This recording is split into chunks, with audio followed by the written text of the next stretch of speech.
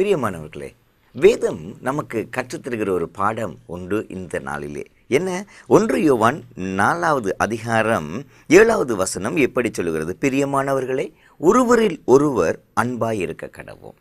ஏனெனில் அன்பு தேவனால் உண்டாயிருக்கிறது.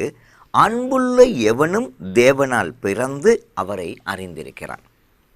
இது கடவுள் இந்த உலகத்திலே தன்னுடைய அன்பை வெளிப்படுத்தின சந்தர்ப்பங்கள் ஏராளமாக இருக்கிறது.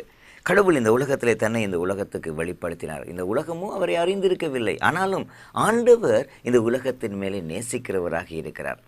ஆதியிலே ஆதாமை படைத்த பொழுதிலே இருந்து இன்றைக்கு வரைக்கும் நானும் நீங்களும் வாழுகின்ற இந்த உலகத்திலே கூட கடவுளுடைய பார்வை எங்களுக்கு மேலே எப்பொழுதுமே இருந்திருக்கிறது, எப்பொழுதுமே இருந்து கொண்டும் இருக்கிறது. அப்படி இருந்து கொண்டு இருக்கிற பொழுது அது அடிப்படையிலே அவருடைய அன்பினாலே தான் அவர் எங்களை பார்க்கிறார். அவருடைய அன்பு எங்களை நோக்கி இருந்திருக்கிறது. அப்படிப்பட்ட அன்பிலே இருக்கிற எனக்கும் உங்களுக்கும் வேதம் எங்களுக்கு தருகிறது என்ன தெரியுமா? நாங்கள் அன்பாய் இருக்க கடவோம்.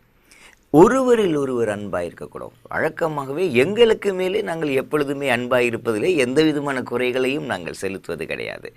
எப்பொழுதுமே நாங்கள் எங்களை பற்றி யோசித்து எங்கள் வாழ்க்கையை நாங்கள் எப்பொழுதும் முன்னுக்கு கொண்டு வருவதை பற்றியே நிறைய நேரங்களிலே நாங்கள் யோசித்து வருகிறோம். ஆனால் வேதம் சொல்லுகிறது, சரி, நாங்கள் எங்களிலே அன்பாய் இருக்கிறது போல பிறரிலும் அன்பாயிருங்கள். அவை ஒருவரில் ஒருவர் அன்பாயிருக்க கடவோம். இது கர்த்தர் எங்களுக்கு தந்திருக்கிற ஒரு பெரிய ஒரு உன்னதமான ஒரு அடிப்படை சத்தியம். இந்த சத்தியத்தில் வளர்வது அவசியமானது. இந்த நாளிலே கொஞ்சம் யோசித்து பாருங்களேன். அன்பு நிறைய நேரங்களிலே இறந்து போய்விட்டது, கொச்சைப்படுத்தப்பட்டது விட்டது போல இருக்கிறது. அவை இந்த அன்பு ஏதோ ஒரு நாளுக்குத்தான் இதனை நாங்கள் நினைத்து பார்ப்பது என்று கூட கிடையாது. அன்பு எல்லா காலத்திலேயும் இருக்க வேண்டியது. அதுவும் ஒருவரில் ஒருவர் அன்பாய் இருக்குவது அவசியமானது.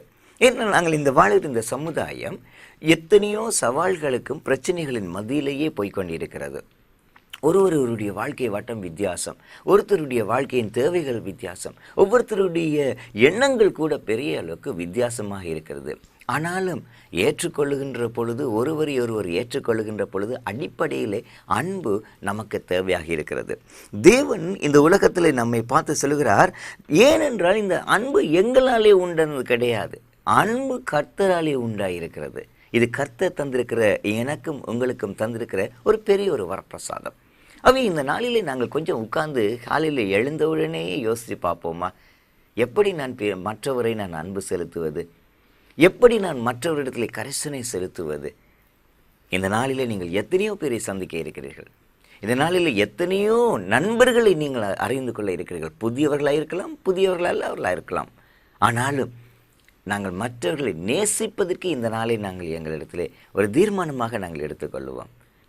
நான் மற்றவருக்கு மேலே நான் அன்பு செலுத்துவது, விசேஷமாக ஒருவருக்கு ஒருவர் அன்பாக இருப்பது.